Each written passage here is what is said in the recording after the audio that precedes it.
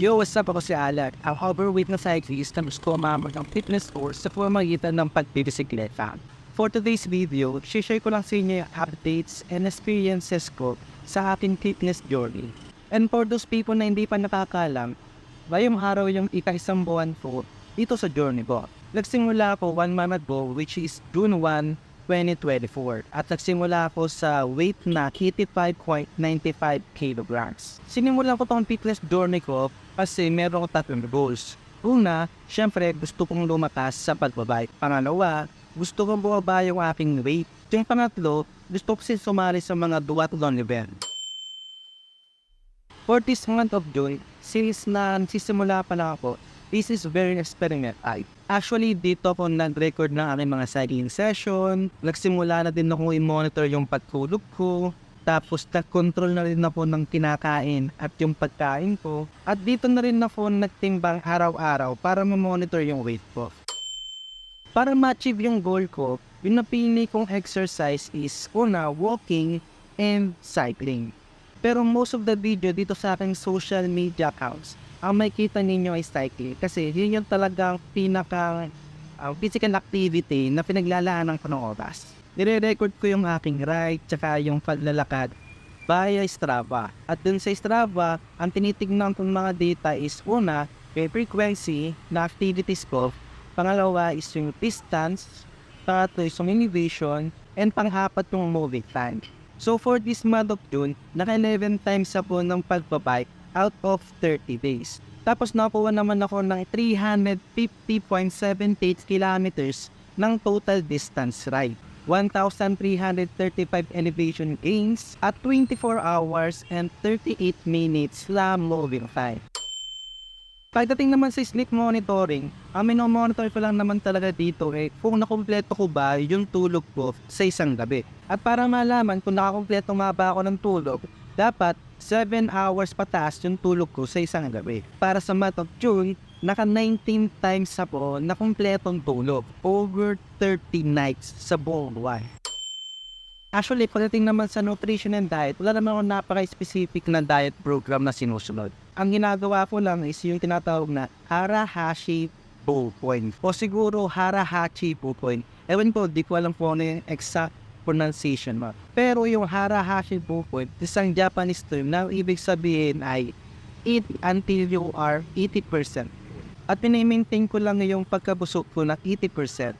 Siguro madi-describe ko siya na kakain ka hanggang sa maramdaman mo na hindi ka nagutom. Magkaiba kasi yung dalawang bagay na kumakain ka para maramdaman mo hindi ka nagutom at kumakain ka para maramdaman mo na busog ka na. Balanse ko rin kinakain yung carbohydrates, proteins, and fats. Siyempre, as a cyclist, tayo mga siklista, ang number one source of energy natin is carbohydrates. And at the same time, ililimitahan ko rin yung sarili ko na mag-consume o uminom ng mga liquid calories. Yung mga example ay soft drinks, milk teas, coffee na madaming sugar o kaya naman madaming whips o kaya naman yung mga juices na sobrang dami ng mga asukal. And sa kinakain ko ngayon, mas binibigyan ko ng priority ang pagkain ng mas maraming fiber, which is pwede mo siya makuha sa different kind of fruits, vegetable, at yung favorite ko, mga whole wheat bread. And isa pa, hindi rin ako nagbibilang ng calories.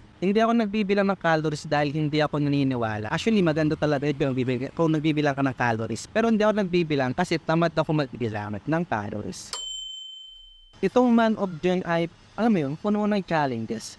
Siguro dahil first time kong maging seryoso sa aking fitness journey, kaya inaamin ko na madami rin ako pagkakamaling nagagawa. Unang-una na rito yung hindi ko nabot yung aking monthly goal na 400 kilometers distance sa cycling. Like what I said kanina, ang nakuha ko lang na distance is 370.58 kilometers. Siyempre nadyan na yung reason na 3 days ako nabakante nung mga second week yata ng game kasi may kailangan paayos doon sa bike ko. And kung napansin nyo din na madalas umuulan ng hapon nitong nakarang June. Unfortunately, tuwing hapon lang ako nakapagbabike at mamaya sa day ko yan. Inaamin ko na minsan talaga, sabi yun, tinatamad ako mag-bike. Naging malaking challenge din sa akin yun, pero nagawa ko naman ng solusyon. Tapos, naging problema ko din yung pagtulog ko ng late.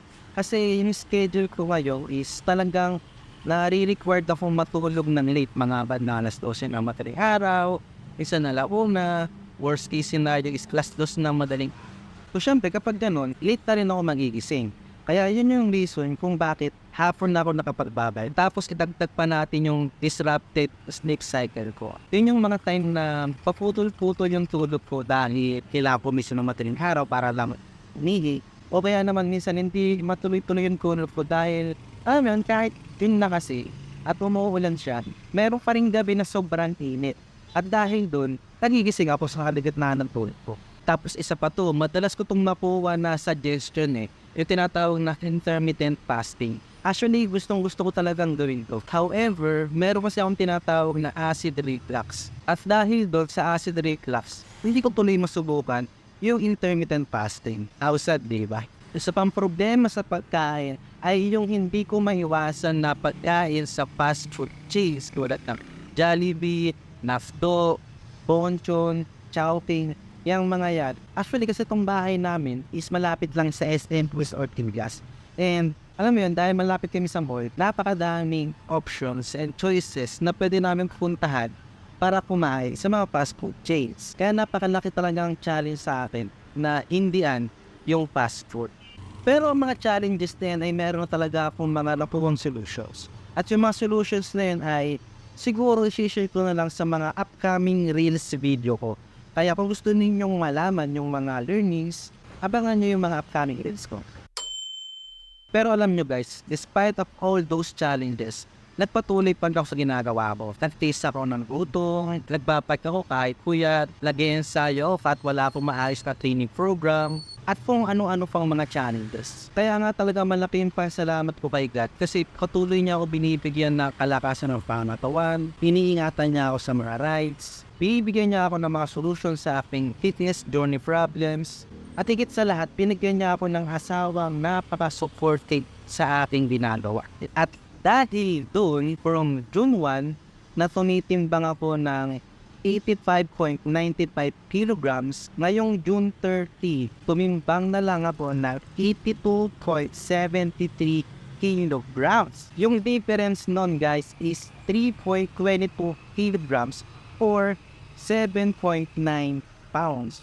Ang laki na nun. Praise God and thanks God talaga. At hindi lang yan guys, dahil ramdam ko rin sa sarili ko na mas malakas na ako mag-bike kumpara dun sa dating ako. Masabi ko yan kasi dun sa paborito kong inaaw, dun sa may Mambok, sa may Dunkin na store, dun ako madalas at paborito ko kaunin. At every time na umaaw na ko doon, meron akong naramdaman na parang improvement sa sarili ko. At yun yung mga reason na masaya kaming mag-asawa dahil may kinapupuntahan pala yung ginagawa ko. May kinapupuntahan pala yung kanyang pagsuporta sa ginagawa. Kaya feeling namin sobrang happy at blessed na ngayon. So this coming July, actually madami akong idadagdag. Madami rin naman akong tatanggalin at papalitan. Pero isa lang ang sigurado mag-i-stay. Ito-document ko ang aking fitness journey hanggang sa maabot ko ang mga goals ko. Kaya kung interested ka na subaybayan yung aking journey, mag-follow ka na o mag-subscribe ka na sa kung anong platform man na pinapanoodan mo kaya. Yun, sa tingin ko medyo mahaba itong video na to. Kaya tulad ng dati, kung umabot ka sa part ng video na to, please mag-comment ka naman sa comment section para mapasalamatan kita. Personally, either via reply to your comment o kaya mag-message ako sa iyo sa messenger para mapasalamatan ka. So hanggang dito na lang, pal.